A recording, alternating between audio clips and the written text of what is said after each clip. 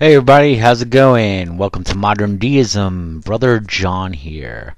I'm making a video for a subscriber by the name of Jonathan Fater. He left a comment on my channel page, um, commenting on what I said, or a comment that I put down.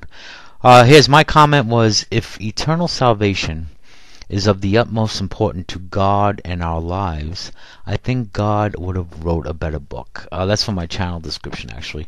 So he wrote, huh? The Bible is the world's ranked #1 best-selling book of all time. How much better would a book of God need to be? By the way, God didn't write the Bible. Prophets of God and other people of God wrote it. So I want to respond to that comment, as well as we've been doing some, good back and forth. And he's been asking me further questions about why I disagree with the inerrancy of the Bible.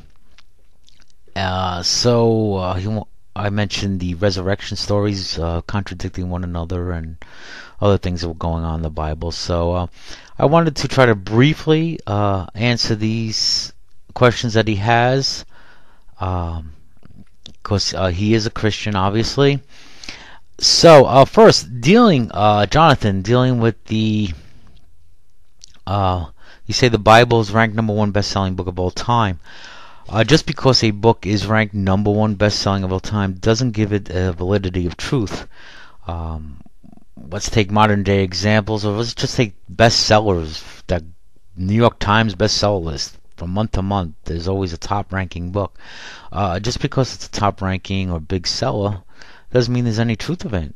Plenty of fiction, could be in there, tales, fairy tales, and stuff like that. Could be #1 books, doesn't validate any truth. So that would really not convince me.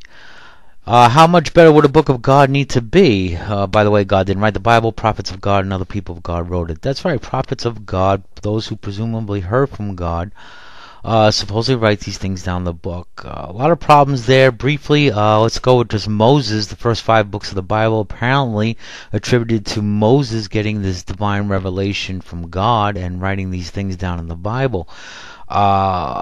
He's writing apparently about events that happened maybe even a couple thousand years before he was even born, when he starts writing about the Adam and Eve story and stuff like that.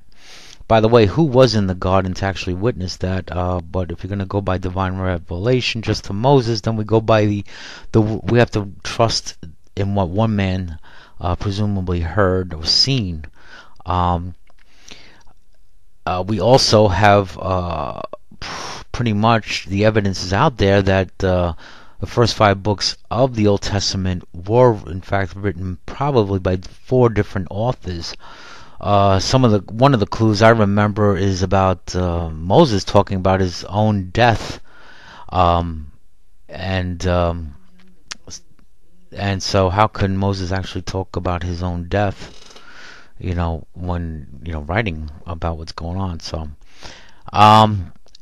and the location apparently too.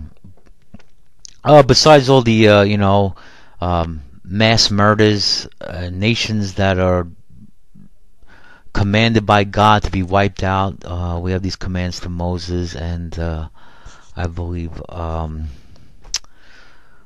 was his name now? Jacob? I don't know. I forgot. I'm sorry. Started with a J. I can't remember right now. But anyway, yeah. And a lot of other prophets too. Again, we're going by the word of their mouth. And some things were written in hindsight. So pretty much when an event happens, you can kind of make anything that was said in the past, make it look like it was a prophecy for that day. Yeah. So now getting to the resurrection, when I was talking about the contradictions about the resurrection stories. Okay. Let's see. in one or two gospels. I mean, one gospel you have the angel. There's one angel outside on top of the rock. In another gospel, there's two angels inside the tomb. Sometimes there's one woman who went to the tomb first in one gospel. Another gospel was a few women that went there, that got there first. A couple other things as well. If you read the resurrection story side by side, you'll see the differences. And then I'm always told, well, it's like four different people witnessing the same accident and got a different perspective. Okay. That argument I have a problem with, because if there were two angels, I mean, that's not just like witnessing a car accident from the third floor window. If there was two angels, you would say two angels, especially something like an angel was appearing. So, the other thing is, even if you had four witnesses to a car accident, they were all there at the scene of the accident, and they could probably, maybe one or two of them can actually mention the other person being at the accident, witnessing the crime, say from across the street or something. So the four gospels, the four writers attributed to the four gospels, would scholars, the proof is out there that that these books were not, those names were not the actual names of those who wrote the books. Okay, and those four would have had to be at the resurrection. They would have had to be there, and I'm sure they would have mentioned each other. Like, Matthew might have said, "Oh yeah, Mark was on the other side. I was on the west side of the tomb. He was on the east side of the tomb," and whatever. We don't get none of that. So there's those contradictions in the resurrection story. I don't know. I might be going on a little bit long here. Oh no, only about 7 minutes. So. One of the other problems I had, Jonathan, would be, let's take the virgin birth of Jesus. We are to rely on the dream of one man named Joseph, who said that the angel came to him and said, "No, this is of God."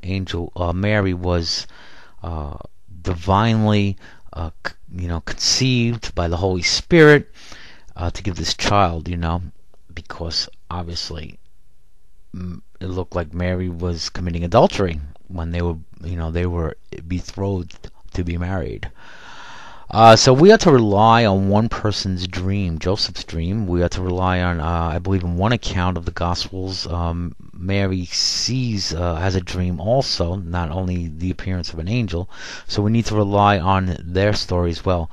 Again, if you want to go Matthew, Mark, Luke, or John, we don't know what their ages were. Mark, written around the earliest I think we have is 65 AD, 30 years after the accounts happen.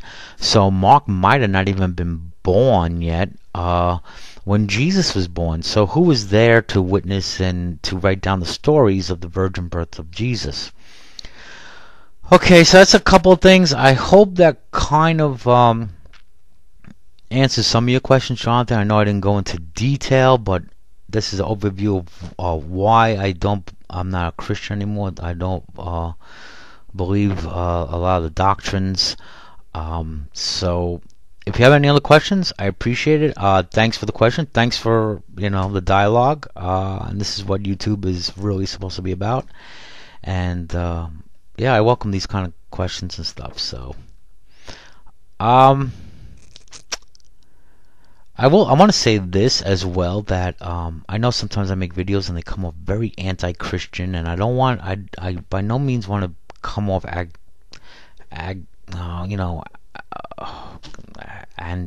what's the word? Antagonistic. That's it. Antagonistic.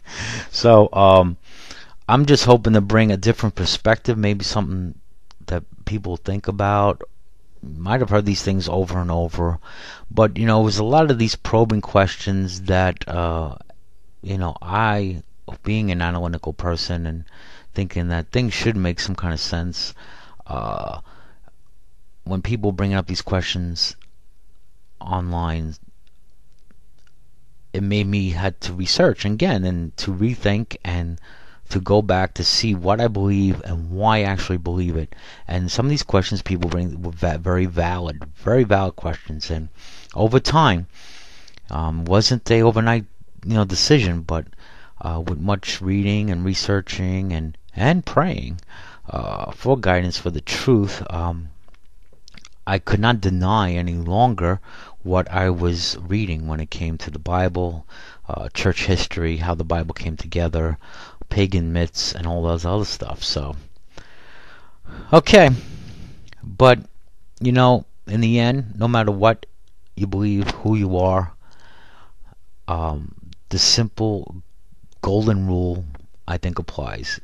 And it comes down to treating people, loving people, treating others just as the way you would want to be treated